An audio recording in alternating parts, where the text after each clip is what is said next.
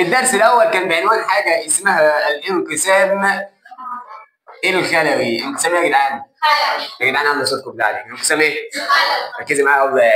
الراجل ده بدأ الكلام معايا بحاجه اسمها الجسم، او عمك الحاج اللي اسمه الكائن الحي.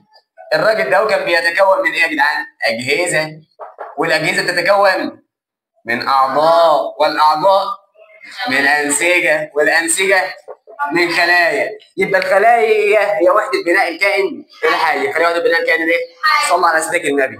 لو انا عايز اتكلم شويه عن الخليه هقول هي وحده بناء الكائن الحي، واقول ان الخليه دي في منها كام نوع؟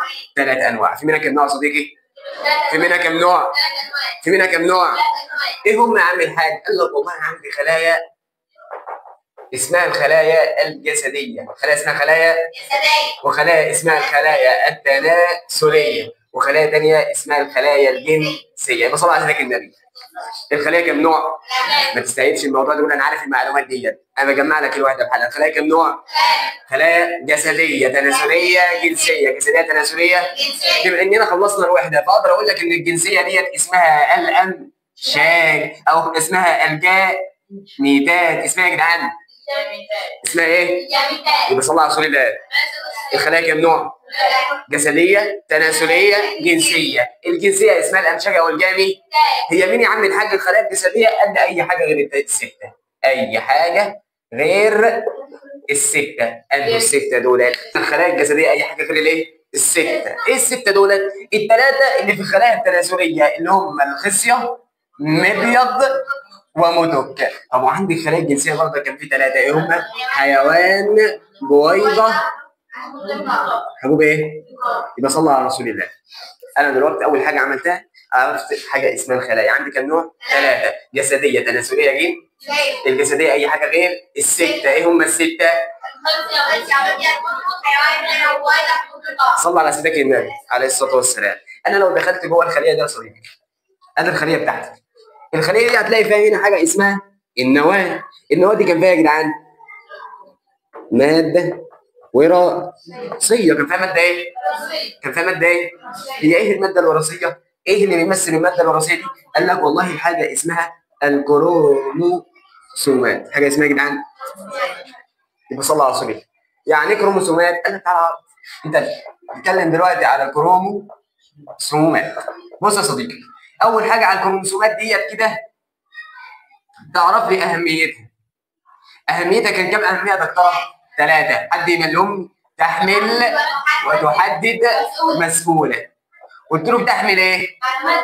بتحمل ايه يا جدعان؟ الماده الوراثيه، وتحدد نوع الكائن، مسؤوله عن الانقسام الخلوي. يبقى صلى على رسول الله.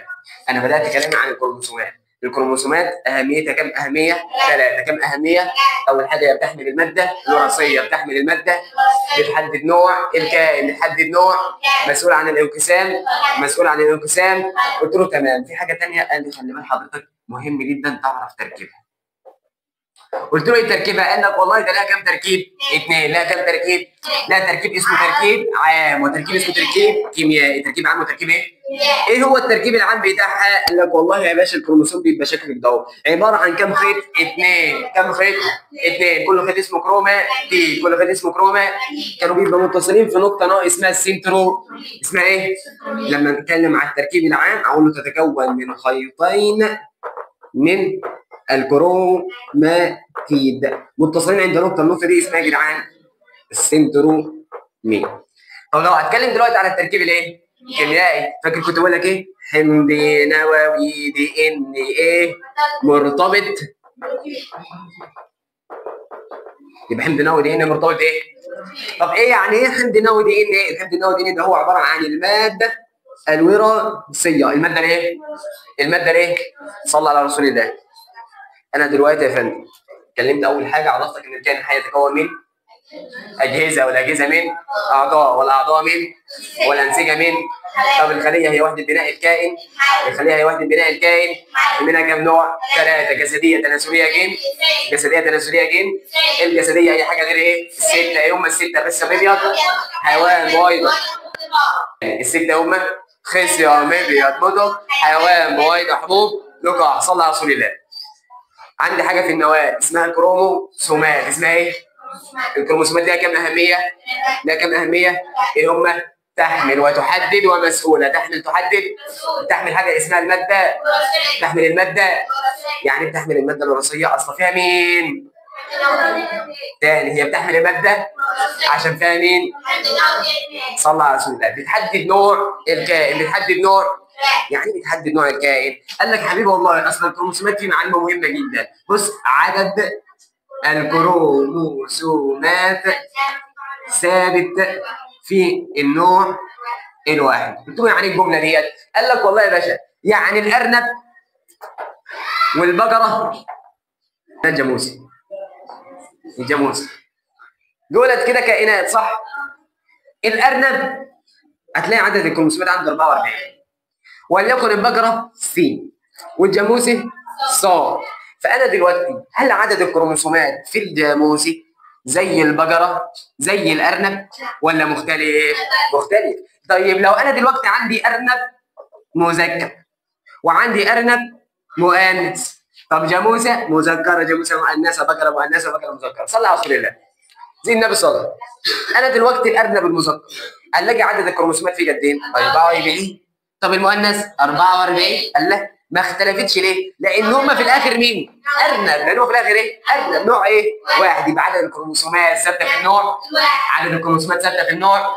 طيب ايه البقره؟ هتلاقي برضه في المذكر س والمؤنث س. طب الجاموسه؟ من الاخر عدد الكروموسومات ثابته في النوع الواحد. قال لك صلى على رسول الله. فانا دلوقتي عرفت ان هي بتحمل الماده الوراثيه عشان عندها الحمض النووي اللي هو عباره عن دي ان ايه، وبتحدد نوع الكائن لان هي ثابته في النوع الواحد. مسؤول عن الانقسام الايه؟ قال لي قدك يقول لك ان هي مسؤوله عن الانقسام الخلوي. عايز اقول لك حاجه، مش هي ثابته في النوع الواحد؟ هل هي ثابته في خلايا الكائن الواحد؟ يعني عدد الكروموسومات ثابته في خلايا الكائن الواحد؟ قال لك والله يا باشا مختلفه. قلت له ليه مختلفة؟ هي الخلايا كانت كام نوع؟ كام نوع؟ جسدية، تناسلية، جن. جسدية، تناسلية، جن. قال لك والله الجسدية كانت بتاخد العدد الكامل، الجسدية. طب التناسلية كامل، الجنسية نص، الجنسية نص. صلى على رسول الله. قلت له ازاي؟ قال لك والله دلوقتي أنا يا فندم لو عند حضرتك خلية كبد وخلية معدة، خلية بنكرياس، طب عندي خلية حيوان منوي وخلية خصية. بيقول لك الكلام ده في الإنسان علما بأن عدد الكروموسومات في الإنسان 46 كروموسوم. صلى على رسول الله. ركز معايا بالله عليك. أنا أول دلوقتي أحل المسألة دي إزاي؟ بص يا باشا، أنا عندي 3 بس اللي بياخدوا النص، اللي هم حيوان، حبوب، بويضة. أي حاجة غير ال3 دولت تقول لي العدد كام؟ تاني بالله عليك كده. انا عندي لما اجي احل دلوقتي مسائل بتاعت الكروموسومات، لما اجي احل المسائل بتاعت الايه؟ كروموسومات، اي خليه غير ال3 دول تاخد العدد كامل، اي خليه غير ال3 دول تاخد عدد. الله الله في الكتاب. ركز هنا، فوكس اون سبورت. اي خليه غير ال3 دول تاخد عدد ايه؟ كامل. طب ايه هم ال3؟ حيوان، حبوب، بويضة. حيوان، حبوب، ايه؟ اي حاجه غير ال3 دول تاخد العدد كامل، اي حاجه غير ال3 دول تاخد عدد. صلى على رسول الله. انا دلوقتي بتكلم على خليه كبد، هل الكبد من ال3 دول؟ اي كبد من ال3 دول يبقى تاخد عدد ايه؟ كامل، اللي هو كام يعني؟ 46. طب المعده من دول 46. طب البنكرياس من دول 46. طب الحيوان منوي من دول حيوان، فياخد نص الايه؟ ياخد نص الايه؟ ان هو ياخد كام يعني؟ 23. طب الخصيه من دول يبقى تاخد العدد ايه؟ كام؟ صلى على رسول الله. في كلمه كله بينخدع فيها، زوج. يا جماعه معنى كلمه زوج ان 2. اول ما تشوف كلمه زوج امسحها واضرب العدد اللي عندك في 2. لما انا اقول لحضرتك 23 زوج، انا اقول 23 في 2 اللي هم بيساووا كام؟ 46. يبقى زوج معناه ان تضرب في كام؟ ما تتعاملش عليها بالله عليك. زوج معناه ان تضرب في كام؟ صلى على رسول الله. زي ما اقول لحضرتك دلوقتي ارنب عدد الكروموسومات فيه 22 زوج. اوجد عدد الكروموسومات في الخلايا اللي فوق دي. بص يا صلى على رسول الله. اول حاجه هنا انا عارف اي حاجه غير الكروموسوم بتاخد العدد ايه؟ كامل. الكبد من دول لا هياخد العدد ايه؟ كامل. العدد كام هنا كام؟ 22. اقول لك غلط. غلط. ليه؟ لان هو كاتب لك كلمه ايه يا جدعان؟ انا بشيل كلمه زوج واضرب بدلها في 2، يعني عندي 22 في 2 اللي هو بكام؟ او تكتب بدلها 22 ايه؟ زوج. طب لو نسيت تكتب كلمه زوج في الامتحان غلط.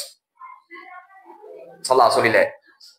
طيب المعده من دول هتاخد العدد ايه؟ اللي هو كام؟ 44. طب البنكرياس 44. حيوان منوي 22. طب انا متعود نكتب كلمه زوج في كله، لو كتبت هنا كلمه زوج هل اجابتي صح؟ غلط. فتركز في الحته دي بالله عليك. مسائل الكروموسومات حد عنده مشكله فيها؟ حد عنده مشكله فيها؟ صلى على رسول الله.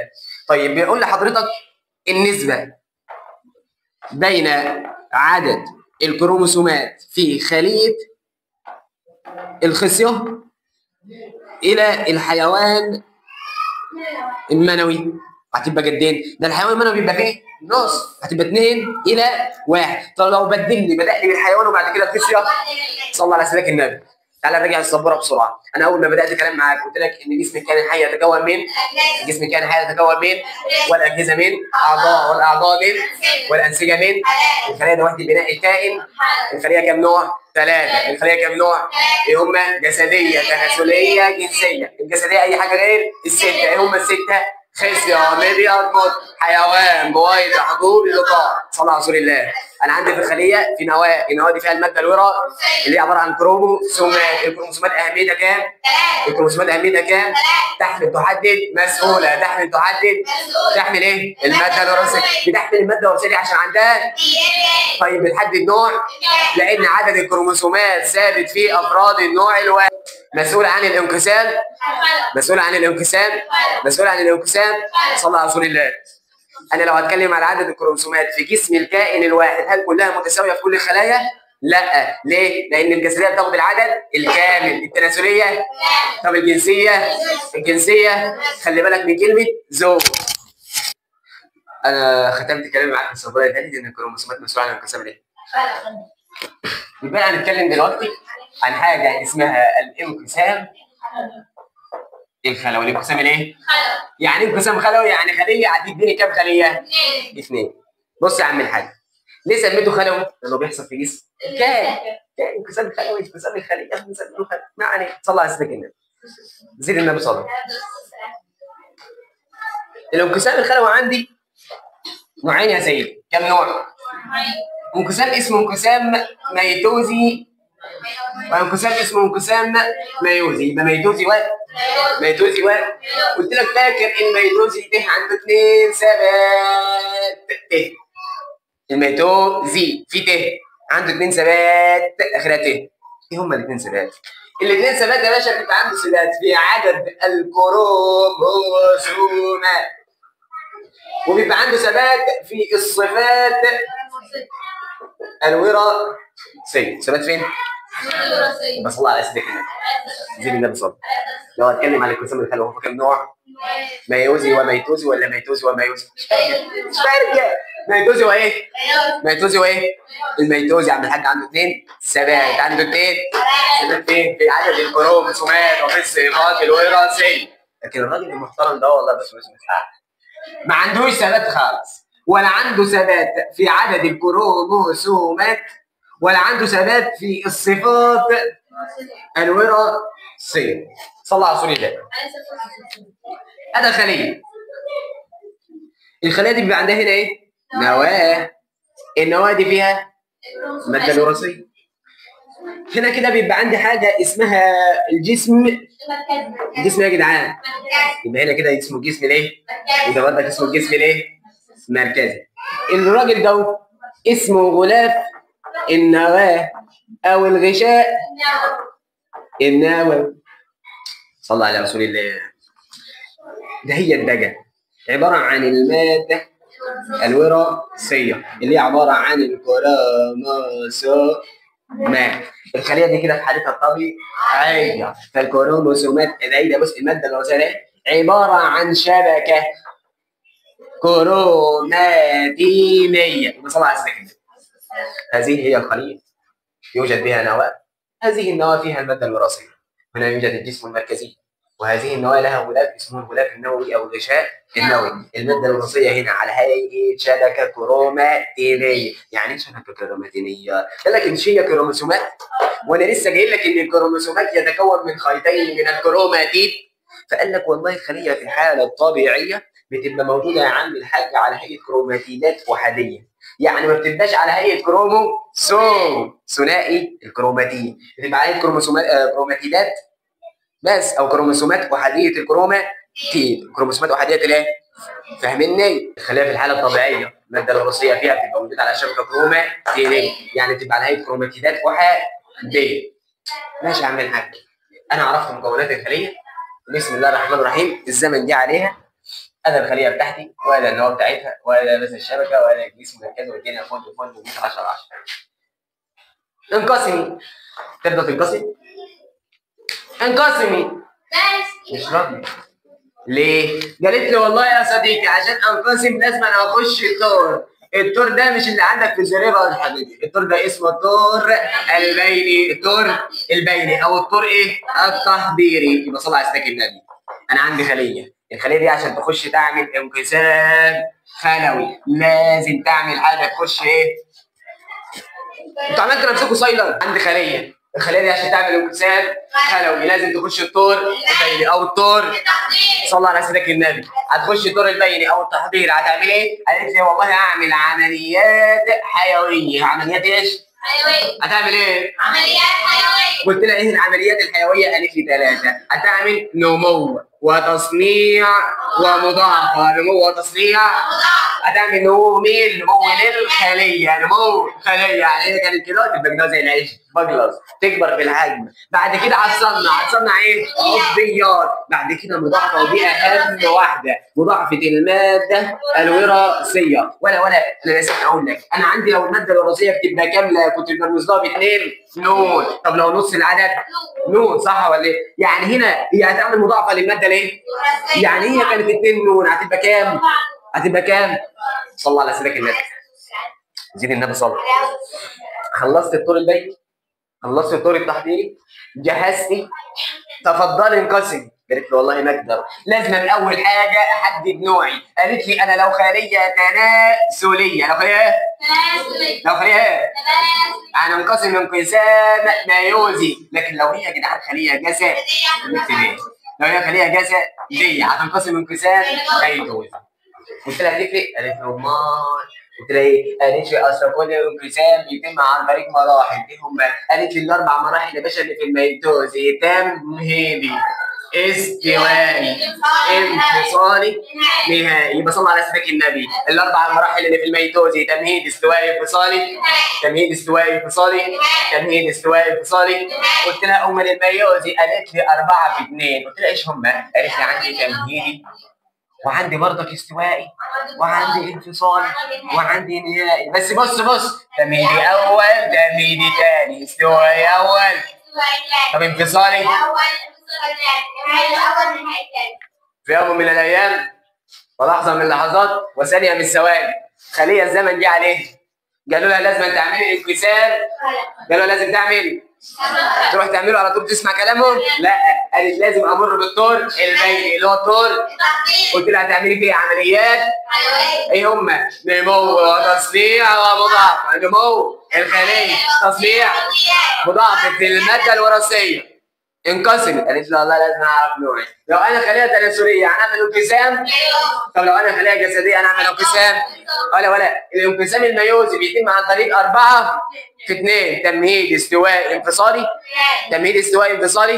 بس انا عندي تمهيدي اول، تمهيدي، استوائي، استوائي، انفصالي، انفصالي، نهائي. طب الميتوز بيتم عن طريق ايه؟ 4 بس: تمهيد، استوائي، انفصالي. حد عنده مشكله لحد هنا؟ بص يا عم الحاج، انا دلوقتي عرفتك ان انا عندي كام نوع من الانقسام؟ كم نوع من الهمام؟ ايه هما؟ ايه؟ بالظبط كده. دلوقتي الخلية اهي خلية دخلت الدور البيني، جهزت نفسها والدنيا 10/10، لقت نفسها خلية جسدية فتعمل انقسام اسمه الانقسام الميتوزي. يا ريت لي قبل ما اقول لك انا هنعمل ايه ركز معايا. قلت له ماله؟ قالت له والله الانقسام الميتوزي عنده 2 ثبات، عنده ثبات في العدد والصفات. عنده ثبات في ايش؟ في العدد والصفات. الميتوزي عنده 2 ثبات، ثبات في العدد والصفات. ثبات في العدد، ثبات في العدد. قالت لي خلي بالك والله الخليه الناتجه بص كوبي. يعني ايه كوبي؟ قالت لي والله شبه الام تماما. قلت لها تماما تماما تماما. قالت لي والله في حاجه مش هتبقى تماما فيها. قلت لها هي؟ قالت لي والله الخليه هتديني كام خليه؟ 2. قلت لها تمام. قالت لي ده هتبقى 2 نون، ده هتبقى 2 نون 2 نون، لان هي عندها ثبات في العدد والصفات. الخليه الناتجه شبه الام تماما في كل حاجه ما عدا حاجه واحده. عارف هي لا؟ الحجم. يبقى الحاجه الوحيده اللي الخليه الناتجه عن الانقسام الميتوزي ما تشبهش فيها الخليه الاصليه هي مين؟ هي مين؟ وعلى مستوى مش هي بتنمو في الحجم يعني بتكبر؟ هي بتكبر بس برضك هي بتنقسم. فهل دولت كده شبه دي؟ مش شبهها. يبقى شبهها في كل حاجه ما عدا ايه؟ شبهها ما عدا صلى على سيدك النبي. التني موجوده ازاي؟ يا ذكيه ادي خليه بقت 2. طب هي راحت فين؟ المشكله ما انا بقيت 2 اهو انقسمنا. يا لهوي. بص يا عم الحاج بتحصل ازاي؟ يا انقسام يا ميتوزي. قال له اول حاجه انا عندي 2 ثبات في العدد والصفات. عنده كام ثبات؟ ايه هما؟ العدد والصفات. الانقسام الميتوزي عنده 2 ثبات في العدد والصفات. صلى على سيدك النبي. الناتج بيبقى كوبي شبه الام تماما في كل حاجه ما عدا. قلت لها تمام. عايزه تقول ايه تاني؟ قالت له والله انا ببقى خليه بيديك كام خليه؟ يبقى في الانقسام الميتوزي اللي بتعمله الخليه الجسديه يبقى عندي خليه واحده تطلع لي كام خليه؟ قلت لها بتحصل ازاي؟ قالت لي دخلت الدور البيني الدور التحضيري جهزت نفسي نمو وتصنيع مضاعفه وديه متفل 10. لما هي دخلت الدور البيني متفل 10 جهزت نفسها وعرفت نوعها ان هي خليه جسديه فتعمل انقسام ميتوزي. يلا يا باشا انقسم. قالت لي اول مرحله اسمها الطور التمهيدي. اسمه الطور اسم الطور في 3 كلمات. ايه هما؟ قالت لي والله يا باشا تتكاثف تختفي تتكون. الله من التعب. يبقى الطور التمهيدي في الانقسام الميتوزي في كام كلمه؟ في كام كلمه؟ ايه هما؟ سمحوني تاني مع بعض. الطور التمهيدي في كام كلمه يا جدعان؟ ايه هما؟ تتكثف تختفي تتكون تتكثف تختفي تتكثف تختفي. قلت له ايش اللي هتتكثف؟ قال لي والله بص يا باشا انا عندي الخليه اهي، قال لي النواه اهي، قال لي يا باشا شبه الكروماتيريه اهي، قال لي الجسم المركزي. قلت له عايز ايه بقى؟ قال لي الطور التمهيدي. اول حاجه هتحصل تتكثف. مين اللي هتتكثف؟ هتكثف شبكه كروماتينيه. قلت لها هتتكثف عباره عن ايه يعني؟ قال لي والله بص هي عباره عن كروماتيدات احاديه لما تتكثف هتبقى على كروموسومات ثنائيه. تاني تتكثف شبكه كروماتينيه هي عباره عن كروماتيدات تتحول لكروموسومات. مين اللي هتختفي؟ قال لي والله مش هنا في نوويه يا ولاد. هتختفي النوويه والغلاف. النوويه هتختفي النوويه وغشاء او النوويه والغلاف.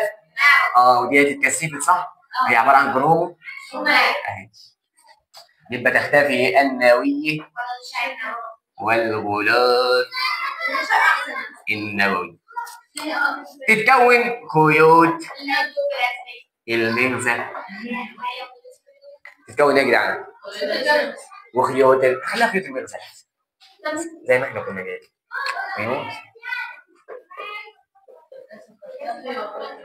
زي ما احنا كنا شارحين. مش كنا شارحين كده؟ تتكثف تختفي خيوط تتكثف تختفي خيوط، تتكثف شبكه كروماتينيه، تختفي النوويه والغلاف.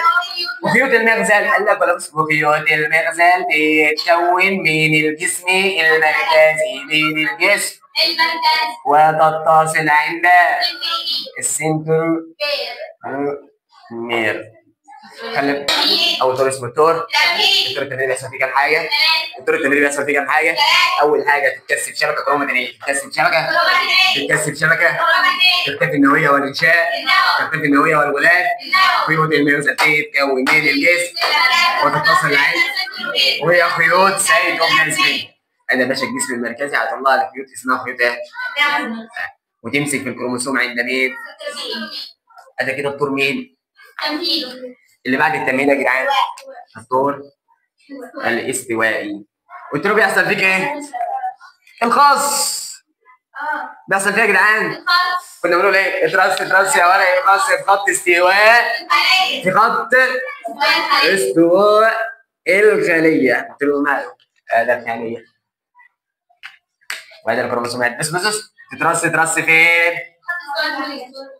وبرضه خيوط المغزل ما تسيبهاش ماسكه فيها. بصي وده برضك والله اهو.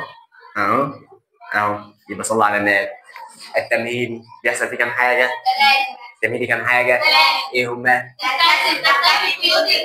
تتكثف شبكه كروماتينيه، تختفي النوويه والانشاء النووي، تتكون من الجسم المركزي وتتصل عند السنترومير وهي خيوط سيتوبلازميه. في الاستواء ترص يا ورق في خط استواء الخليه. تمام. بيجي بعد كده دور اسمه الدور الانفصالي. قلت له ايش اللي بيحصل فيه؟ تتقلص. يحصل فيه يا عم الحاج تتقلص فينقسم فيديك مجموعتين. صلى على رسول الله. في الانفصال تتقلص فينقسم فيديني كم مجموعه؟ تاني تتقلص ينقسم يديك مجموعتين. اتكلم على الدور الانفصالي قال اللي بيحصل فيه برضك ان هو بيتقلص وينقسم ويديك مجموعتين. ايش اللي بيحصل؟ قال لك يا باشا اللي بتتقلص الخيوط دي اللي هي عباره عن خيوط المغزل، اللي هي عباره عن خيوط سيتوبلازميه. قلت له يعني بتتقلص؟ قال لي يعني تنكمش. قلت له يعني تنكمش؟ قال لي يعني بتصغر بتشد نفسها. دول بيشدوا كده، هم ماسكين فين؟ قال عند مين؟ عند السنترومير. مش هم ماسكين في السنترومير وهم بيتقلصوا وينكمشوا فبيقعدوا يشدوا كده. فين اللي بيحصل؟ بص اهو انا صغرت وبشد اللي انا ماسك فيه اللي هو عباره عن كروماتين. بص اهو هو حجمه صغر طوله صغر بس هو بيشد كده، بيشد اللي هو ماسك ايه فيه. هو ماسك في مين؟ في الكروماتين. بص تتقلص. هتقول له تتقلص هنا خيوط المغزل. مين اللي بينقسم؟ هتقول له بينقسم والله يا عمك الحاج ده اهو اللي هو اسمه ايه؟ اللي هو اسمه السنترومير اللي هو ماسك فيه اصلا اللي هي عباره عن خيوط المغزل. يبقى صلى على رسول الله عليه الصلاه والسلام. انا دلوقتي بتكلم على الطور الانفصالي. ايه اللي بيحصل في الانفصالي؟ تتقلص. مين اللي بتتقلص؟ خيوط المغزل. قلت له تمام. بعد ما تقلصت قال لي خلي بالك هي بتتقلص يعني بتنكمش يعني بتصغر يعني بتشد كده فينقسم معاها مين؟ السنترومير. تنقسم السنترومير. قال لك بعد ما ينقسم السنترومير بتكون كام مجموعه؟ اثنين. اداه واحده واداه الثانيه. يبقى بالله عليك ايه ده اول حاجه؟ انا بتكلم دلوقتي على الانقسام الميتوزي بيتم على 4 اطوار. الطور التمهيدي بيحصل فيه 3. تتكثف تختفي خيوط المغزل. الاستوائي افتكروا بكلمه الخاص. الانفصالي تتقلص وينقسم. قلت له فاضل طور ايه اللي هو؟ قال لي الطور اللي بعد كده اسمه الطور النهائي. قلت له ايه اللي بيحصل في الطور النهائي؟ قال لي يا باشا كالتالي تختفي وبعد ما تختفي يا باشا يتحول فركش. قلت له ايه ده؟ بص يا عم الحاج قال لك اللي بيختفي خيوط المغزل دي ما عادش بتبقى موجوده خالص. خيوط المغزل دي ما عادش بتبقى ايه؟ موجوده خالص. ادي الخليه الكروماتيدات واقفه لوحدها. امال فين خيوط المغزل اللي هي كانت ماسكاها؟ اختفت. ما هي تختفي خيوط المغزل. قلت له بيتكون ايه؟ قال لك يتكون النوويه والغلاف النووي او الغشاء النووي. يبقى تختفي خيوط المغزل ما عادش موجوده. تكون النوويه والغلاف النووي. بيتحول ايه؟ قال لي بص دي كانت كروماتيدات احاديه ولسه زي ما هي كروماتيدات احاديه بتتحول بقى تاني لشبكه. تتحول لشبكه بتبقى عباره عن شبكه كروماتينيه تاني. بعد كده فركش. يعني ايه فركش؟ يعني هتديني خليتين. ادي هي يا باشا النوويه وادي الشبكه. النوويه وادي الشبكه. الانقسام الميتوزي حد عنده مشكله فيه؟ الانقسام الميتوزي حد عنده مشكله فيه؟ لو اتكلمت على الانقسام الميتوزي تاني، الانقسام الميتوزي بيتم عن طريق 4 اطوار: تمهيدي، استوائي، انفصالي، ونهائي. التمهيدي تتكثف، تختفي، وخيوط المغزى. الاستوائي افتكروا بكلمه الخص، كنا بنقول ترص يا ورق الخص في خط استواء الخليه. نيجي بعد كده الانفصال، بيحصل فيه حاجتين: تتقلص وينقسم. تتقلص مين؟ خيوط المغزى، يعني كانت بتصغر في الحجم تشد كده معاه. ايه اللي بيحصل؟ ينقسم السنترومير وتكون لي يا باشا مجموعتين. تتكون لي كام مجموعه؟ مجموعتين. والمجموعتين دول متساويتين. قلت له يعني ايه متساويتين؟ قال لك لو عندك هنا مثلا 3 كروموسومات، هتلاقي هنا 3 ايه؟ كروموسومات. بس هنا مش كروموسومات، ده كروماتي ده. تمام. بعد كده في النهائي تختفي، يتكون، يتحول، تركش. مين اللي بيختفي؟ قال لك والله الخيوط دي اللي هي كانت ماسكه دي، اللي هي خيوط المغزى. يتكون النوويه والغلاف النووي، يتحول يا باشا الكروماتيدات الاحاديه لشبكه كروماتينيه. فركش الخليه تديني خليتين. لاحظ يا باشا. قلت له هنلاحظ ايه؟ قال لي هتلاحظ ان التمهيدي عكس النهائي. قلت له مش معنى. قال لي في التمهيدي يتكون خيوط المغزل، في النهائي تختفي خيوط المغزل. قال لي في التمهيدي خلي بال حضرتك هتختفي النويه والغلاف النووي. قال لك هنا لا ده هتتكون النويه والغلاف الايه؟ النووي. الطور التمهيدي عكس الطور مين؟ النهائي. كده الانقسام الميتوزي حد عنده مشكله فيه؟ اللهم بلغت، اللهم فاشهد. كان معايا خليه، الخليه دي عملت انقسام ميتوزي، اعطتني كام خليه؟ 2. صح ولا ايه؟ فانا دلوقتي استفيد من ايه الحاجه اللي حصلت دي؟ اهميه الانقسام الميتوزي ايه؟ قال لك والله اهميه الانقسام الميتوزي هي نمو وتعويض ولا جنسي. ده اهميته كام اهميه؟ 3: نمو وتعويض ولا جنسي. قلت له ايه هو النمو؟ قال لك والله نمو الكائن. انت كنت عباره وانت صغير عن نقطه صغيره كده، خليه صغيره. الخليه دي قعدت تنقسم انقسامات ميتوزيه فاعطت الباب اللي هو حضرتك. طيب بتعوض مين؟ بتعوض الثالث. بتعوض ايه؟ الثالث. حضرتك بتبقى متعور، اداه التعويره. ايه اللي بيحصل هنا؟ في خلايا جسديه فهتنقسم انقسامات ميتوزيه. ايه اللي هيحصل يا باشا؟ الخليه 2 ادى 2 و2 يدوا 2. قال ايه اللي هيحصل؟ التئام الجروحي. الحته ديت كانت متعوره فاضيه، ايه اللي حصل لها؟ انسدت عن طريق ايه؟ ان الخلايا عملت انقسام ميتوزي. ايه هو اللاجنسي؟ اتمام التكاثر الا جنسي. يعني اول ما يقول لحضرتك حاجه من الخمسه دولت، ايه هم؟ اول ما يقول لحضرتك انشطار، اول ما يقول لحضرتك تبرعم، تجدد، جراثيم، خضري، تقول لي على طول دول التكاثر لا جنسي بيعتمد على الانقسام الميتوزي. يعتمد على الانقسام الايه؟ سلام جميل. صلى على سيدنا النبي. زي النبي صلى الله عليه وسلم. لما يقول لحضرتك دلوقتي خليه اذن ارنب انقسمت ميتوزي، تعاطي كام خليه؟ 2. الخلايا اللي هي عطياها دي هل هي خلايا اذن ارنب، شعر ارنب، رجل ارنب؟ اكيد الخلايا اللي نرجع تبقى اذن ارنب. ليه؟ قلت له والله يا باشا لان الانقسام الميتوزي بيبقى عنده ثبات. الخليه اللي ناتجه بتبقى كوب الام. انت خليه اذن فانا خليه اذن. ايه اللي هيحصل؟ انت فيكي 24 كروموسوم، انا هيبقى فيها 24 كروموسوم. انت فيكي 100، انا هيبقى فيها 100. الاختلاف بيبقى في حاجه واحده اللي هي الايه؟ الحجم. كلام جميل. صلى على سيدنا النبي. حد عنده مشكله في الانقسام الميتوزي؟ حد عنده مشكله في الانقسام الميتوزي؟ بص يا عم الحاج، ثاني نوع من انواع الانقسام اسمه الانقسام الميتوزي. زي ما عرفت الانقسام الميتوزي بيحصل في خليه الجسديه، فالميوزي يا باشا بيحصل في خليه اسمها الخليه التناسليه. هناك كانت الخليه بتديني خليتين، هنا يا باشا والله الخليه تديك 4 خلايا. هناك كان عندك 2 ثبات، هنا ما عندكش ثبات، ولا ثبات في العدد ولا ثبات في الصفات. قلت له تمام. الراجل المحترم الثاني كان بيحصل عن طريق 4 مراحل، ده بيحصل عن طريق كام؟ 2 في 4. ايه هما؟ 4. يعني بيبقى عنده تمهيدي، استوائي، انفصالي، نهائي، بس كل واحد في منه اول وتاني، اول وايه؟ طيب انا عندي خليه اهي، لحد يا خليه اتفضلي حضرتك انقسمي. قالت لي لازم اخش ايه؟ الدور البيني او الدور التحضيري. بتعمل في كام حاجه؟ 3. بتعمل نمو، بتعمل تصنيع، بتعمل مضاعفه. نمو الخليه في الحجم، بتصنع عضويات، بتضاعف الماده الوراثيه. بعد كده الخليه دي تنقسم على طول ولا لازم تشوف نوع؟ تشوف نوع. لو هي خليه جسديه هتعمل انقسام ميتوز. طيب من حظنا ان الخليه دي يا باشا طلعت خليه تناسليه، بما انها خليه تناسليه بتعمل انقسام ميوزي. هتعمليها على كام مرحله؟ قالت لي والله يا باشا الميوزي بيتم على مرحلتين او خطوتين، حاجه اسمها ميوزي اول، وحاجه ثانيه يا جدعان اسمها ميوزي ثاني. كده على بركه الله. ابدأي بالميوزي الاول. قالت لي دايما يا ابني بحب ابدا بالتم ايدي. قلت لها ايه اللي بيحصل في التمهيد يا خالتي؟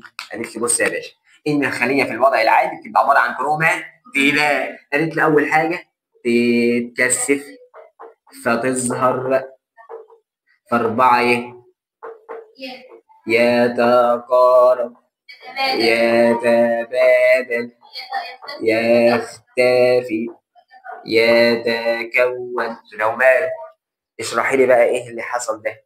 قالت لي اول حاجه اللي بتتكثف الشبكه. اصل هي كانت شبكه كروماتيدات احاديه، فبتبقى على هيئه كروموسومات. قلت لها ماشي. قالت لي بس خلي بالك فبتظهر على هيئه ازواج من الكروموسومات. قلت لها يعني؟ قالت لي والله يا ابني الكروموسوم ما بيحبش يبقى واقف لوحده، كل كروموسوم يجي رايح واقف في ريح كروموسوم تاني. قلت لها بالبركه. قالت لي لا، لازم يبقى حبيبي متماثله. لازم تبقى ايه؟ متماثله. يعني ما ينفعش كروموسوم اهو يقف في ريحه كروموسوم كده اهو. دول زوج، والله زوج و100% زوج، بس هل ينفع؟ قالت لي لا، لازم يا ابني تبقى على هيئه ازواج ايه؟ متماثله. قلت لها تمام. ايه قصه الاربعه ايه؟ قالت لي بيتقارب. قلت لها ايه اللي بيتقارب؟ قالت لي يا باشا الكروموسومات اهي بيبقوا بعاد عن بعض سنه، هم ازواج بس بيتقاربوا خالص خالص جدا، بيبقوا يعتبر فوق بعض. يبقى هنقول كده يتقارب زوجي الكروموسوم. فبيحصل ايه يا جدعان؟ يتبادل. ايه يتبادل؟ كل كروموسوم يجي راح قايل كالتالي خد حته مني وهات حته منك. ايه اللي بيحصل؟ بص بص، ادي كروموسوم اهو، وانا كروموسوم الثاني يقول له خد حته مني، هو خد حته مني. طب هات بقى حته منك. ايه اللي حصل هنا؟ قال لك هنا حصل عمليه التبادل. عمليه التبادل ديت بيتبادلوا ايه؟ الجينات. تبادل الايه يا جماعه؟ جينات. بيتبادلوا الايه؟ الجينات. تبادل الجينات ديت بيسموها ظاهره العبور. ظاهره الايه؟ ظاهره الايه؟ طيب صلى على رسول الله. يبقى انا دلوقتي عندي حاجه اسمها ظاهره العبور. ظاهره العبور ده عمليه تبادل جينات، صح ولا ايه؟ طب هي بتبادل جينات ليه؟ قال لك والله عشان يحصل حاجه اسمها تنوع وراثي. تنوع ايه يا جدعان؟ تنوع ايه؟ وراثي. قلت لها تمام. قالت لي بعد كده بيختفي. مين اللي هيختفي؟ قالت لي هتختفي النوويه ده اهي، هتتمسح، والغلاف النووي او الغشاء النووي اختفوا. بعد كده بيتكون مين اللي بيتكون؟ خيوط المغزى يا باشا. هي كانت بتتكون منين؟ من الجسم المركزي. فتلاقي الجسم المركزي دوت طلع خيوط اسمها خيوط المغزى، ومسك بردك في الكروموسومات عند السنترومير. طيب قلت لها والله ده التمهيدي بتاعك صعب جدا. قالت لي اصل هو اللي فيا، لو ما فيش تمهيدي مش هيبقى فيه ميوزي. قلت لها ليه؟ قالت لي اصل والله الهدف من الميوزي يا باشا انتاج الامشاج، والهدف من انتاج الامشاج التكاثر الجنسي. يعني تكاثر جنسي يعني تنوع في الصفات الوراثيه، والتنوع الصفات الوراثيه ما بيحصلش في التمهيد غير في التمهيد. فلو ما فيش تمهيدي فاضل الوراثيه. صلى على سيدك النبي. تاني، الطور التمهيدي في الانقسام الميوزي الاول اصعب طور عليك، هو درس خالص. ايه اللي بيحصل؟ تتكثف فتظهر 4 قلت لها مين اللي بيتكثف؟ الشبكه. مين اللي بتظهر؟ قال لك والله الازواج من الكروموسومات. 4 يتقارب زوجي الكروموسوم مع استنى كده. يعني انا عندي كروموسوم اهو، هيجي في روحه كروموسوم تاني كده اهو، هم كده تقاربوا. قالت لها مش كده، انا عندي 4 كروماتيدات. قالت لها قلت لها يعني كده ممكن اقول ان هم مجموعه رباعيه. رباعيه، صح ولا ايه؟ المجموعه الرباعيه دي عباره عن كام كروماتيد؟ 1 2 3 4 كده. يبقى المجموعه الرباعيه بتظهر في الطور التمهيدي في الانقسام الميوزي الاول لما يتقارب زوجي الكروموسوم معا كده. كده تمام. بعد كده بيتبادل زوجي الكروموسوم، انت يا باشا خد حته مني وهات حته ايه منك، فبيعملوا حاجه اسمها ظاهره العبور. ظاهره العبور ده عمليه تبادل الجينات بهدف التنوع. قلت لها بعد كده بيختفي مين؟ قالت لي بيختفي النويه والغشاء النووي. تمام. بعد التمهيدي قالت لي بيجي على طول يا ابني الاستوائي. قلت لها في الاستواء بيحصل ايه؟ قالت لي انا بص انا مشيت قبل كده الخاص اترص يا ورق الخاص في خط استواء الخليه. قالت لي بس خلي بالك انا هنا على هيئه ازواج، فهنا بيترصوا في خط استواء الخليه بس على هيئه ايه يا جدعان؟ ازواج. على هيئه ايه؟ طبعا خيوط النيرزل ما بتسيبهاش. كده تمام. قلت لها بعد كده ايه اللي بيحصل؟ قالت لي والله بيجي بعد كده طور اسمه الطور الانفصالي. طور اسمه الطور. قلت لها بيحصل فيه ايه؟ قالت لي بردك تتقلص، بس خلي بالك هنا مفيش والله ينفصل، هي بتتقلص مجموعتين على طول. قلت لها يعني؟ قالت لي يا باشا خيوط المغزل ده بتتقلص. قلت لها يعني تتقلص؟ قال لي يعني تنكمش. قلت لها يعني تنكمش يعني تظهر، بيشدوا كده فاهي ظهرت خالص، وكل واحد هو بيشد بيجي اللي ماسك فيه، فتلاقيه ماسك فيه هنا هنا كروموسوم اهو، كروموسومات. استنى كده، ده هنا نفس الانفصال بتاع الانقسام. قالت له والله يا ابدا هو نفسه ان الخيوط بتتقلص بتنكمش. هناك كان كل كروموسوم كل خيط وهو بيصغر كان بيبقى ساحب معاه كروماتين. قالت لي هنا كل خيط وهو بيصغر بيبقى ساحب معاه يا جدعان كروموسوم. يبقى هنا بتتقلص تنكمش. بص مفيش ينقسم، على طول ينفصل زوجي الكروموسوم. خلي بالك الحته دي ما بيحصلش فيها انقسام، مفيش كلمه ايه؟ انقسام. قلت لها تمام. ايه اللي بعد الانفصالي؟ قالت لي والله اكيد يا ابني النهائي. قلت لها بيحصل ايه في النهائي؟ قالت لي والله يا ابني تختفي ويتكون فركش.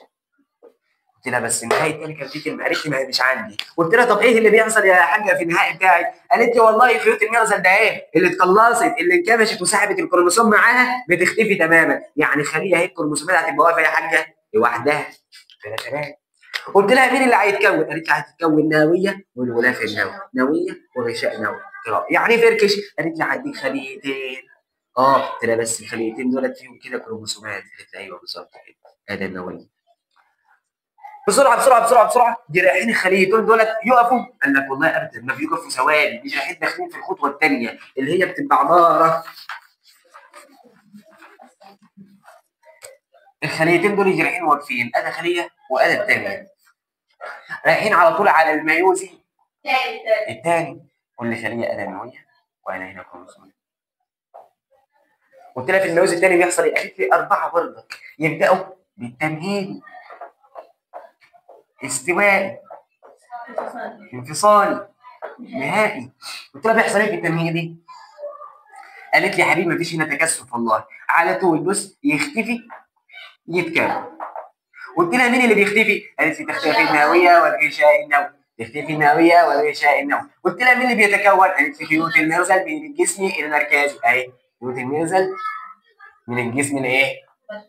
المركزي. قلت لها في الاستواء؟ قالت لي هو الخاص. ترص يا ورق الخاص في خط استواء الخليه. انا الخليه بص يا باشا اهي ترص في خط استواء الايه؟ الخليه. قلت لها طب في الانفصالي؟ قالت لي والله يا ابني في الانفصالي بيحصل بردك تقلص والانقسام. هنا خلي بالك فيه انقسام ومجموعتين. قلت لها يعني؟ قالت لي الخيوط دي هتتقلص هتنكمش هيصغر حجمها. قلت لها هتصغر حجمها وتسحب اللي هي ماسكه فيه. هي ماسكه في مين هنا يا جدعان؟ في كروماتيد اهي. قلت لها تمام. طب في النهائي؟ قالت لي والله النهائي يا ابني يختفي وبعد ما يختفي يتكون. قالت لي خلي بالك يتحول وفركش.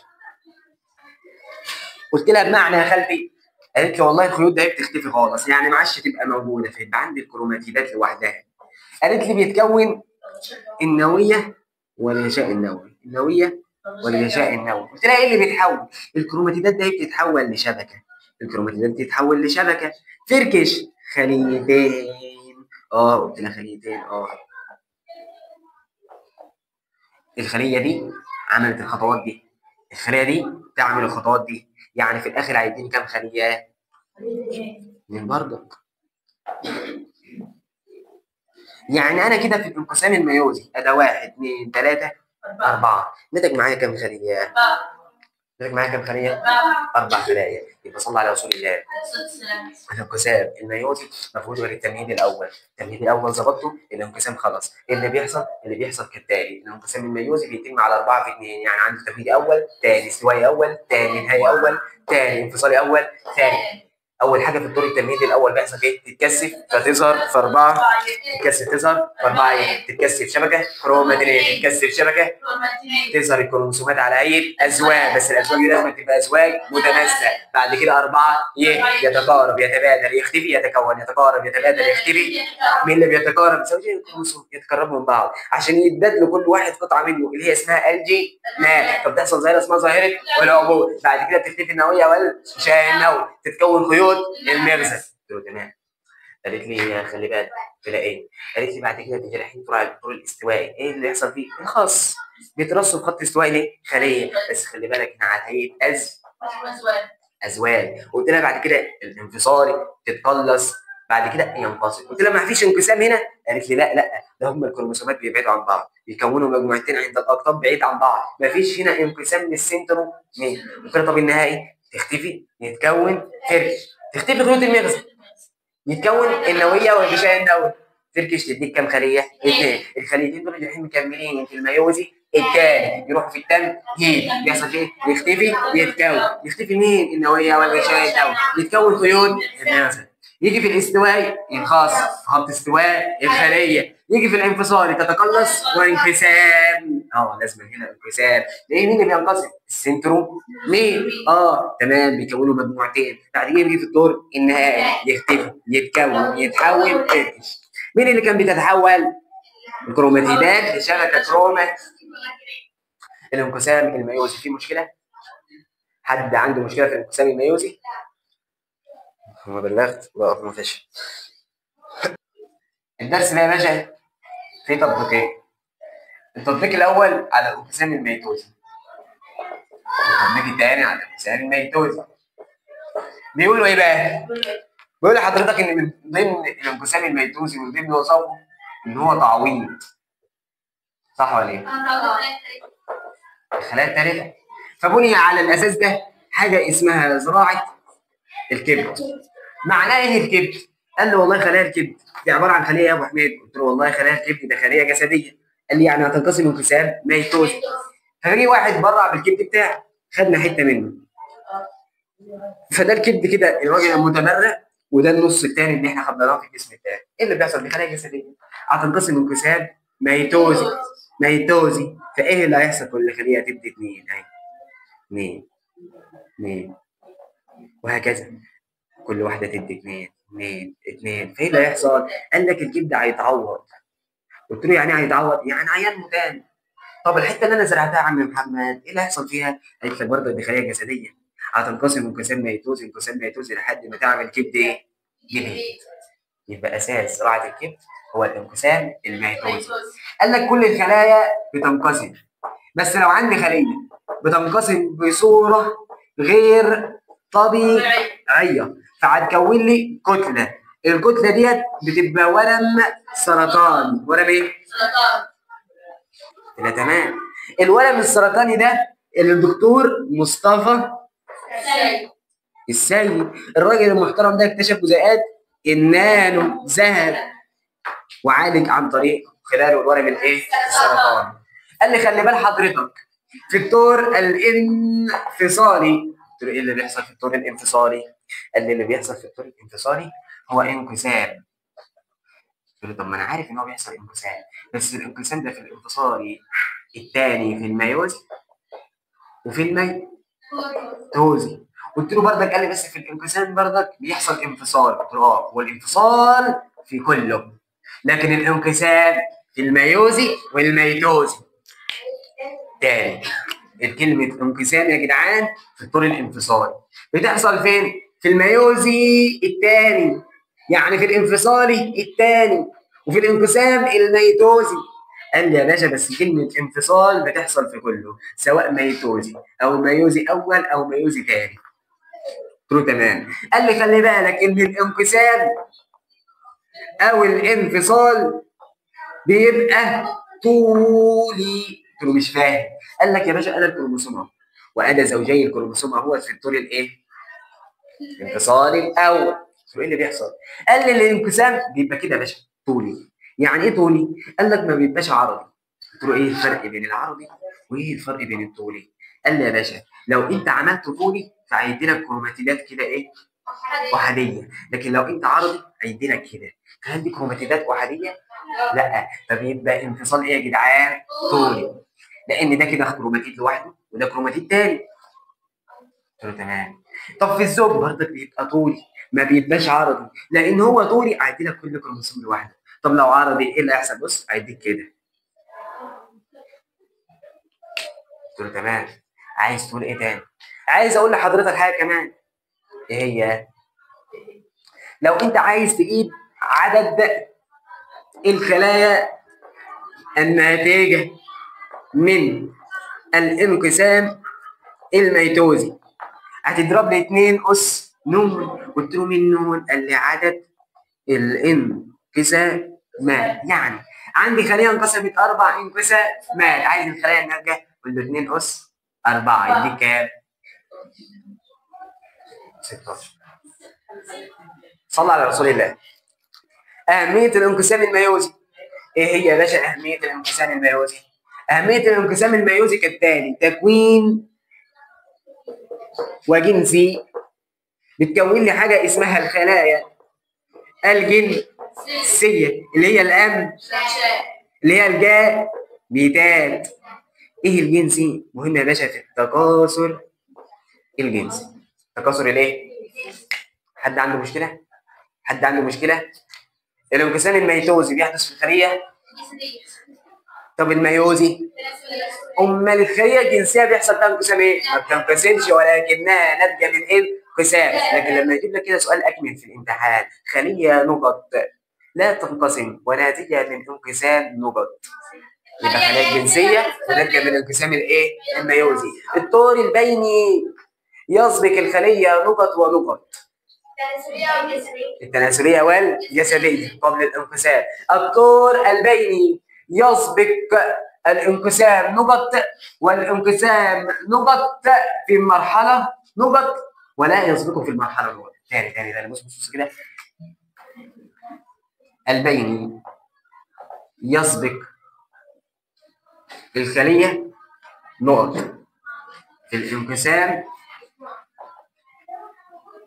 نقط والخليه نقط في الانقسام نقط في المرحله نقط ولا يسبقها في المرحله نقط. أول حاجة تبين الخلية الجسدية. يسبق الجسديه انقسام ميتوز. يبقى البين يسبق الخليه الجسديه في الانقسام الميتوز والخليه التناسليه في الانقسام الميوزي في المرحله اللي هي ميوزي اول ولا يسبق في المرحله اللي هي ميوزي ثاني. اللفظه كانت بتقول هي مش الخليه 2 نون وهتدخل في الطول البيني اللي هي هتضاعف هتبقى 4 نون. صح ولا ايه؟ ازاي هتديني 4 خلايا كل خليه فيهم نون؟ قلت لها ما بص الا هنا حد هنا كده هتتني خليتين. الكلام ده في الميوزي الاول. في الميوزي الايه؟ الخليتين الاثنين نون وهذا 2 ايه؟ مش ديت هتكمل كده يا ابله في الميوزي الثاني؟ صح هتكمل في الميوزي الثاني؟ طب هل هي ضعفت؟ هل هي داخل الطور بيني؟ يعني هي 2 نون صح؟ و2 نون هتديني كام خليه؟ 2 يبقى نون ونون. في مشكله؟ في حد عنده لبس فهم في حاجه مش فاهماها؟ تكاثر. التكاثر ده عمليه زياده العدد.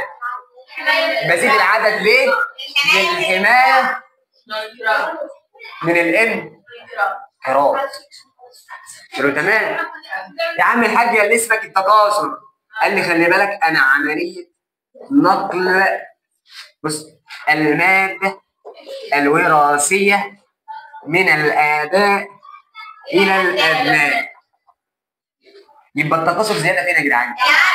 للحمايه من الانقراض. يبقى ينقل الماده الوراثيه من الاباء الى قلت له انت ايه؟ قال لي والله انا كام نوع؟ 2. تكاثر اسمه تكاثر جنسي وتكاثر اسمه تكاثر. قلت له خلي بالك الجنسي اهميته 4 واللا جنسي اهميته 4. ايه هم؟ قال لي يا باشا الجنسي 2 يتطلب ميوزي تنوع. اللا جنسي 4 1 لا يتطلب ميتوزي يحافظ. قلت له مش فاهم حاجه. قال لي بص ده 2 يعني يحتاج كائنين مختلفين يعني ذكر يتطلب اجهزه متخصصه. ميوزي يعني يعتمد على الانقسام الميوزي. تنوع يعني عنده تنوع في الصفات. استنى بس. تنوع في الصفات الوراثيه عشان هو بيعتمد على الانقسام الميوزي وبيحصل فيه ظاهره اسمها ظاهره العبور. تمام. لكن اللاجنسي 1 يعني هو يحتاج كائن 1 لا يتطلب اجهزه متخصصه. يعني ميتوزي يعتمد على الانقسام الميتوزي يحافظ على الثبات في التنوع الوراثي او الثبات في الصفات الوراثيه. بص يا باشا عشان تبقى كويس معايا اي تكاثر في الدنيا لازم تساله سؤالين: فين وازاي.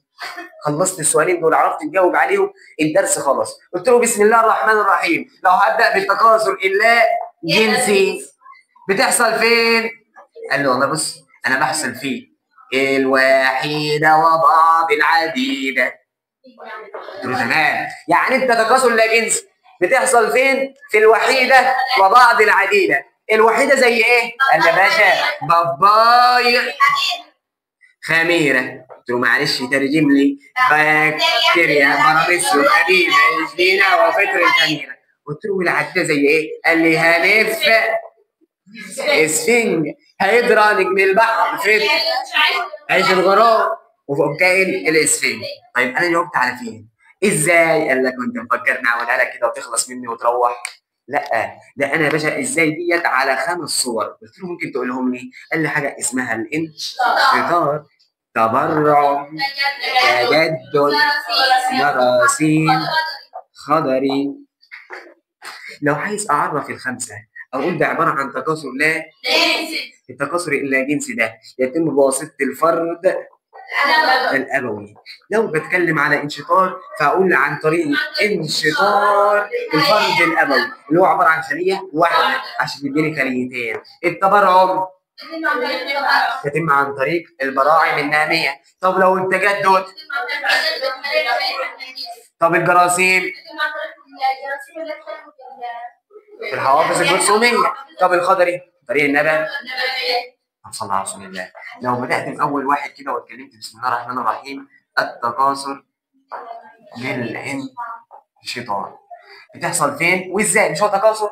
هو سؤالين: فين وازاي؟ قال لي والله فين يا باشا انا بحصل في الكائنات وحيده الخليه. قلت له زي مين؟ قال لي باباي بسيطه يعني بكتيريا براميسيوم اميبا يوجينا. مين البسيطه؟ قال لي حاجه اسمها الطحالب البسيطه. قلت له طب بتحصل ازاي؟ قال لي يا باشا مضاعفه نواه 2 اختناق. خلينا زي ما احنا شغالين. مضاعفه نواه 2 اختناق يديك 2. قلت له مش فاهم. قال لي اول حاجه يا باشا بيحصل مضاعفه للماده الوراثيه. الماده الوراثيه بتتضاعف. يعني هي كانت 2 دول هتديني كام؟ 4. هنا كانت نواه واحده هوبا هيديني نواتين مضاعفه اتضاعفت. نواه 2 يعني نواه تديني نواتين. اختناق بيحصل هنا كده يا باشا. اختناق يعني ايه اختناق؟ زي ما تقول كده هم هينفصلوا هوبا يديك يا باشا خليتين يعني كائنين. انشطار خلاص. تاني الانشطار تكاثر لا جنسي بتحصل فين؟ قال لي في الكائنات وحيده الخليه. زي مين؟ باباي بسيط. يبقى الانشطار تكاثر لا جنسي بيحصل في الكائنات وحيده الخليه. زي مين؟ باباي بسيطه. ازاي؟ مضاعفه نواه 2 اختناق يديك 2. مضاعفه نواه 2 اختناق مضاعفه الماده الوراثيه. النواه تديني نواه اختناق فيديني كام؟ 2. هنا ممكن يقول لك خلي بال حضرتك الخليه اعطتني خليتين صح ولا ايه؟ طب صلى على رسول الله. او ممكن يقول لحضرتك هنا الكائن، اعطاني كائن، بس هو في الاخر كده كده ان هو وحيد الايه؟ الخليه. خلي بال حضرتك هنا الفرد الابوي ما عادش موجود، لان هو بقى ايه؟ اثنين، نفس الانقسام الميتوزي، الخليه تديني خليتين ما بتبقاش موجوده. طب صلى على رسول الله. انت يا باشا فكرتك ايه؟ فكرتي والله هي الانقسام الميتوزي، والفرد الابوي هنا يتلاشى. يعني ايه يتلاشى؟ يعني يختفي. قلت له تمام. نيجي بعد كده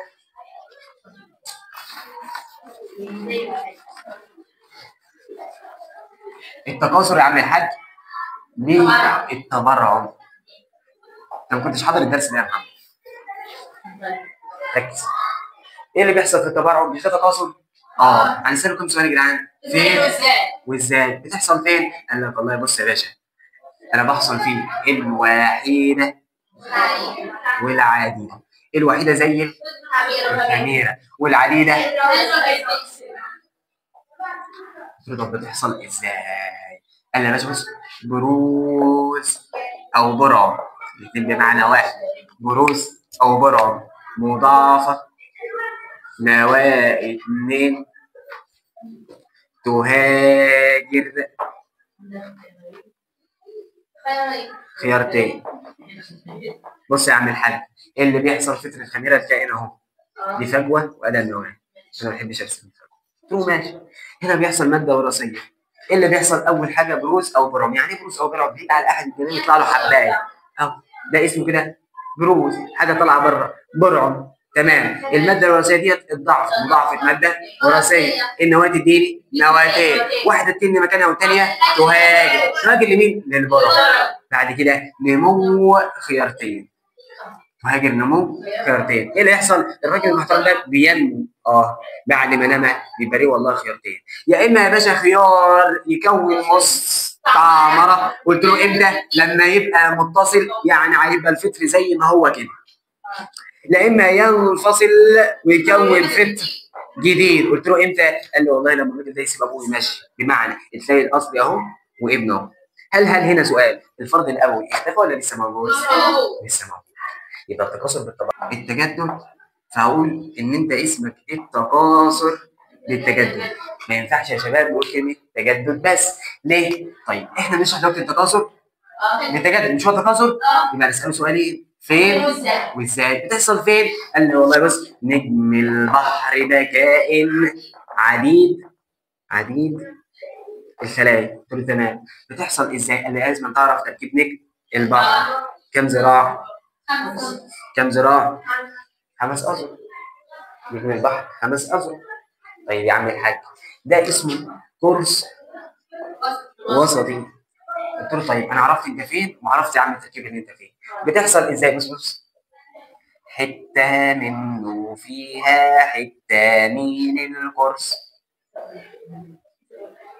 بالميتوز كائن كامل. تاني، حته منه فيها حته من القرص، بالميتوز كائن كامل. قلت له مش فاهم. قال لي يا باشا بس انا هقطعه، هجيب السكينه وهقطع منه الحته دي كده. قلت له اوه ماي جاد، بص الحته دي كده طلعت حته اهي مش ماسكه في الكورس. الحته دي اللي هي رقم 1 الحته رقم 2 اهي. رقم 2 فيها حته اهي من الكورس. ايه اللي بيحصل؟ بص، حته منه ادي حته وحته، بس فيها حته منين؟ ديت اللي فيها حته من الكورس. فالكورس بيعمل بالميتوزي يكتمل ويكون لي كائن ايه يا جدعان؟ يكون لي كائن ايه؟ كامل. لكن ديت فيها حته من الكورس ملهاش اي لازمه. ليها لازمه؟ ملهاش لازمه، صح ولا ايه؟ طب معلش ادي الكائن اهو 1 2 3 4 5 ماشي. الكورس اهو، انا خدت الدراع دلوقتي اللي هو حته من الكورس، وادي الدراع وحته من الكورس، نما يا باشا واعطيني الايه؟ نجم كامل، صح ولا ايه؟ طب الحته دي بتعمل ايه؟ قال لك والله نجم الميتوز تكمل، بس خلي بالك الحته دي ما حصلهاش تكاثر، ده حصل لها تجدد. عشان كده خلي بال حضرتك، انت عندك فرق بين كلمه التجدد وكلمه التكاثر بالتجدد. قلت له مش فاهم. التجدد يا باشا ده مش بيحصل في النجم البحري بس، التجدد ده بيحصل في معظم الكائنات. قلت له التجدد بيحصل في معظم الكائنات. يعني ايه تجدد؟ قال لك والله التجدد ده بص، تعويض التالف. طب يعني ايه تكاثر بالتجدد؟ يعني انتاج فرد جديد ما كانش موجود. تمام. ايه؟ هو ايه يحصل في الوحيد؟ يحصل في الوحيد. التجدد غير التكاثر بالتجدد. تجدد غير التكاثر بالتجدد. هي مش الحبيبه كائن وحيد الخليه؟ طب لو هي دلوقتي انجرحت وهي ماشيه اتعورت، ما هتلم تاني بالانقسام الميتوز، دي اسمها تجدد وليس تكاثر. تكاثر يعني زياده في العدد، لازم تنتج لي فرد جديد. طول ما انت مع انا دلوقتي واحد جه واحد فريق انا كده اتصلت كونت فرد جديد. طب لو انا واحد دراعي نقص ورجع تاني، هل في فرد جديد يتكون؟ ده ما اسموش تكاثر. صعب يا جماعه؟ حد مش فاهم حاجه؟ التكاثر بالجراثيم. التكاثر بالجراثيم مش انت تكاثر قال له قلت له عايز اسالك سؤال، يعني بتحصل فين يا باشا؟ وبتحصل ازاي؟ قال لي انا بحصل فين؟ وقال لي عفن وعيش. بيحصل فين يا جدعان؟ يعني ايه عفن وعيش؟ يعني عفن الخبز وعيش الوراء. ازاي؟ تطلع ماشي راجل. ازاي؟ قال لي والله يا باشا بيبقى عندي حوافظ جرثوميه. حوافظ ايه؟ حوافظ. الحوافظ الجرثوميه دي بيبقى فيها حاجه اسمها جراثيم. الجراثيم بيحصل لها عمليه نضج، بعد كده انفجار، بعد كده انتقال، بيئه مناسبه، ميتوزي، كائن جديد. قلت له تاني. قال لي اول حاجه تركيبها يا باشا، الراجل المحترم ده بيبقى عندنا حاجه اسمها اشباه الجذور، يبقى طالع منها كده ايه؟ الكائن ده اسمه كيس جرثومي او حافظه جرثوميه، يبقى فيها شويه ايه؟ فيها ايه؟ جراثيم. ماشي، حافظه جرثوميه فيها جراثيم، بيحصل لها عمليه يا جدعان نضج. نضج يعني بتكبر صح؟ فهي تكبر تكبر تكبر، الحافظه معاش مستحملات، ايه اللي يحصل؟ تنفجر. فبعد ما بتنفجر انتقال، تقعد بقى تنتقل مع الرياح، تنتقل مع الرياح، وصلت لحد بيئه مناسبه، وصلت بيئه مناسبه تعمل انقسام ميتوز، تديك كائن. هذه خليه تنقسم انقسام ميتوزي تعمل كائن بص اعطتني كائن ايه؟ جديد عن طريق الانقسام الميت. ادي كالسيوم 50 تاني. التكاثر بالجراثيم بيحصل فين؟ هو تكاثر لازم تبقى عارف عنه معلومتين. بتحصل فين يا عم؟ وبتحصل ازاي؟ قال لي بتحصل فين؟ في عفن وعيش. عفن وعيش. قلت له ازاي؟ حافظه جرثوميه بيبقى فيها جراثيم، الجراثيم بيحصل لها عمليه نضج، بعد كده انفجار، انتقال، بيئه مناسبه، ميتوزي، كائن جديد. تاني، حافظه جرثوميه، جراثيم، نضج، انفجار، انتقال، بيئه مناسبه، ميتوزي، كائن جديد. وتمام. فاضل لي حاجه اسمها التكاثر الخضري. بيحصل ازاي؟ قال لي بص، فين وازاي؟ قلت له فين؟ بعض النباتات. ليه؟ لانتاج نبات. بتحصل ازاي يا باشا؟ باخد جزء من النبات، يعني ورق، يعني ساق، يعني جذر. قلت له ايه اللي بيحصل يعني؟ الحته ديت اللي انا باخدها بتعمل انقسام ميتوزي، بس خلي بالك الميتوزي هنا هي بعد ما بتعمل انقسام ميتوزي دي نبات كامل جديد، صح ولا ايه؟ بس الميتوزي هنا في ممكن يبقى ميتوزي طبيعي وممكن يبقى ميتوزي صناعي. الميتوزي الطبيعي ان انت بتاخد الورقه او الساق تزرعها هتبقى كائن كامل. طب الصناعي عن طريق حاجه اسمها زراعه الانسجه. في مشكله؟ التكاثر الخضري في مشكله؟ صلى على رسول الله. عندي حاجه بقى اسمها التكاثر الجنسي. التكاثر الجنسي اهميته 4 انا لسه قايلهم لك، ان هو 2 يتطلب ميوزي، بعد كده ايه؟ تنوع. ان هو بيحتاج كائنين يعتمد على الانقسام الميوزي، الراجل ده بيتطلب اجهزه متخصصه وده عنده تنوع في الصفات الوراثيه. طيب مش هو تكاثر؟ هسألك كام سؤال؟ سؤالين. فين يا عم الحاج؟ قال لي والله انا بحسب في الكائنات الراقيه اللي هي ممكن تبقى نبات او حياه. تمام. قلت له طب خلي بالك لحضرتك ازاي؟ قال لي عن طريق خطوتين. ايه هما؟ تكوين او انتاج، والخطوه الثانيه اسمها اخصاب. يبقى تكوين او انتاج او اخصاب. قلت له هتكون عواتين تجاه. قال لي هتكون حاجه اسمها الامشاج، او اسمها الخلايا الجنسيه، او اسمها الجاميتات. قلت له هتكونهم ازاي؟ قال لي عن طريق الانقسام الميوزي للخلايا التناسلية. وماله؟ قال لي خلي بالك تقول الإخصاب أنا باخد يا باشا ماشين مذكر مع ماشين مؤنث عشان أكون هما الاتنين مع بعض كده يكونوا لي حاجة اسمها الزيجة. قلت له يعني الإخصاب هو اندماج المشيج المذكر مع المشيج المؤنث لتكوين الزيجوت. خلي بالك المشيج المذكر بيبقى نون والمشيج المؤنث نون، لكن الزيجوت اتنين ايه؟ اتنين ايه؟ نون. تمام. الزيجوت ده بعد كده يا باشا ينمو ميتوزي يدي لك ايه؟ كائن ايه؟ كائن. صلى الله على رسول الله. تكاثر في بدايته يعتمد على الانقسام الميوزي وفي نهايته يعتمد على الانقسام الميتوزي. تكاثر الايه؟ الجنسي.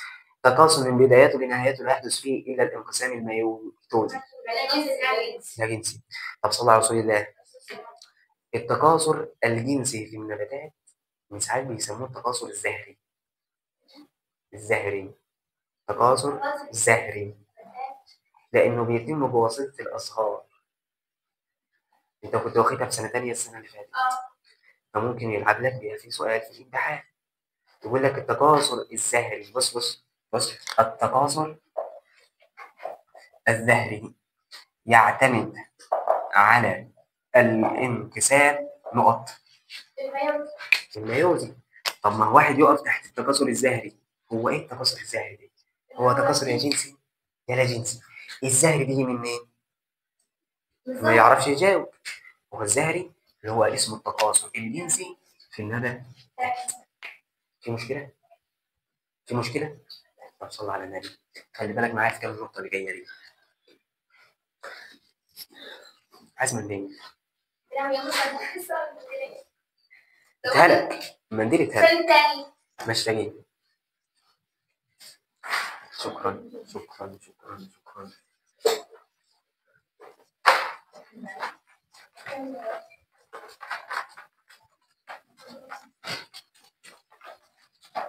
بص يا باشا، الخلية الجسدية كانت بتعمل انقسام ميتوزي. التناسلية تعمل انقسام ميوزي. الجنسية لا تنقسم ولكنها ناتجة. هل كل الخلايا الجسدية بتعمل انقسام ميتوزي؟ لا. ليه؟ قلت له والله الخلايا الجسدية عامة أي انقسام مسؤول عنه حاجة اسمها الكروموسومات. مش كان من أهمية الكروموسومات اللي هي مسؤولة عن انقسام الخلوي؟ فلو أنا عندي خلية ما فيهاش كروموسومات مش هتعمل انقسام خلوي أصلا، صح ولا إيه؟ فده زي خلية الدم حمراء، هي ما فيهاش نواة فبالتالي ما فيهاش كروموسومات فبالتالي ما بتعملش انقسام. صلى على النبي. أنا خيوط المغزى كانت بتتكون من الجسم مركزي ده في الحيوان عامة، وكانت بتتكون من السيتوبلازم في مين؟ النبات. طب أنا دلوقتي لو عندي خلية، الخلية ديت ما فيهاش جسم مركزي. عندي حيوان عنده خلية، الخلية دي ما فيهاش جسم مركزي، هتنقسم؟ مش هتنقسم. ليه؟ لأن أصلا عيد الطور التمهيدي عايز خيوط المغزى تتكون ومش لاقي حاجة تتكونها، صح ولا إيه؟ لأن ما فيش جسم مركزي. واحد بيقول لي هتتكون من السيتوبلازم، يقول لك لا ده هي بتتكون من سيتوبلازم النبات، مش منها كده لنفسها السيتوبلازم بيكونها. ده في جينات معينة، مواد وراثية معينة، مواد كيميائية معينة في السيتوبلازم هي اللي بتكون، لكن السيتوبلازم بتاع الحيوان ما فيهوش المواد دي عشان ايه؟ تكونها. طب المواد ديت موجودة فين؟ في الجسم المركزي. طب مش موجود جسم مركزي في الحيوان يبقى مش هتتكون. الكلام ده في خلية مين؟ في الخلايا العصبية. الخلايا العصبية ما عندهاش جسم مركزي بس فيها سيتوبلازم، عشان كده ما تكونش مين؟ خيوط المغزى، عشان كده ما بيحصلهاش انقسام. طب لو اقول لحضرتك ماذا يحدث لو خلية لا تحتوي على جسم مركزي لا تحتوي على جسم مركزي ودخلت الطور البيني لا تكمل الانكسار، صح ولا ايه؟ هي مش هتنقسم، هي مش هتنقسم، صح ولا ايه؟ طب ماذا لو هي ما عندهاش جسم مركزي وما بتعملش انقسام وانا حطيت لها جسم مركزي، هتنقسم ولا لا؟ يعني عند اضافه لخليه اجسام مركزيه تنقسم لانها تكون خيوط مغزى. نجم بحر، نجم البحر عددهم 50 نجم، عددهم 50 نجم تم تقطيعهم كليا. يعني ايه كليا يا عم الحاج؟ الراجل ده النجم اهو، ده 1 2 3 4 5 قطعته كليا، يعني خليت كل ذراع ايه؟ لوحده. انا عندي كام نجم؟ 50. فانا عندي كام ذراع؟ هنضرب ال 50 في كام؟ 5 هيديني كام؟ 250 ايه؟ المفروض ال 250 ذراع دولت يديني 250 نجم جديد، صح ولا ايه؟ طب لو قال لحضرتك عندي 35 نجم لا يصلحوا، يعني ايه 35 نجم لا يصلحوا؟ بص يا عم الحاج، 35 نجم لا يصلحوا يعني انا لما قطعتهم، انا لما ايه؟ قطعتهم ما نفعوش، الدراع ما جاش ماسك في حته من كرسي الايه؟ الوسط. هم كام نجم؟ 50. فعندي كام نجم؟ 35 ما ينفعوش، يبقى فاضل معايا كام نجم؟ فاضل معايا 15 نجم. انا بنقول نجم مش ذراع، اللي انا سائل فيه ذراع، دي غير دي، ما تذاكيش عليا. المهم صلى على النبي. فالراجل دلوقتي 50 نجم قطعهم، في 35 نجم ايه؟ ما ينفعوش لا يصلحوا، صح ولا ايه؟ يبقى فاضل لي كام نجم؟ 15. قلت له ماله يا عم؟ 15 كل نجم فيه 5 أذرع، يبقى 15 في 5 بكام؟ 5 في 5 ب 25 والخمسة في 1 ب5 يبقى 7، 5 وكام؟ 75. عندي 75 يا جدعان ذراع، وإذا علمت أن عدد الأذرع الفاسدة 5، قلت له ماله؟ مش مجرى 75 في 5 بايظين يبقوا 70، إذا أنا عندي 70 نجم جديد. ده صعب؟ واحد تاني، أنا عندي دلوقتي، تعال ندور فكرة اللي أنا كنت جايبها لفاطمة امبارح، هي مش فكرة، هو عايزك تشغل دماغك. أنت عندك معلومة إن أنا دلوقتي النجم يتصل بالتجدد لو الدراع فيه حتة من الكرسي الوسط. طيب هو قال لك فاسد لا يصلح، لو ما فيهوش قطعة من الكرسي ليه؟ الوسط، يبقى أنا ما هحسبهوش معاك. أنا قلت لك إن أنا عندي 50 نجم، ال 50 نجم دول تم تقطيعهم كلهم، يعني يبقى انا عندي كام ذراع؟ اضرب في 5 يديني 250. قال لك بص اذا علمت ان عدد الاذرع الفاسده 15 يبقى عدد النجوم الناتجه هيبقى نقول له 250 ناقص 15 دي هتبقى كام؟ 235. بس كده. نفس الفكره الثانيه ان انا قلت لك ان انا عندي 50 نجم، فانا اول ما تشوف ضربت في العدد جبت عدد الاذرع، فالمفروض ده عدد الكام هنا، بس انت ما كملتش السؤال. هو قال لك ان انا عندي 35 نجم ايه؟ بايظين، بايظين يعني ما ينفعوش، فبالتالي انا اصلا هنتعامل على 15 ايه؟ نجم، مش ال 50 بحال، صح ولا ايه؟ ولا 35، يبقى انا هنتعامل على كام؟ 15. خلاص اضرب لي ال 15 يا باشا في 5 هيديني كام؟ 75، صح ولا ايه؟ يبقى دول 75 ايه؟ دراع ينفعوا، يبقى 75 ذراع ايه؟ 75 ايه؟ نجم، صح ولا ايه؟ بس قال لك في 5 بردك من 15 5 اذرع بايظين، مش 5 اذرع، مش 5 ايه؟ نجوم، مش 5 اذرع، يبقى رحت نقصت من ايه؟ من الازرع، يبقى فاضل كام؟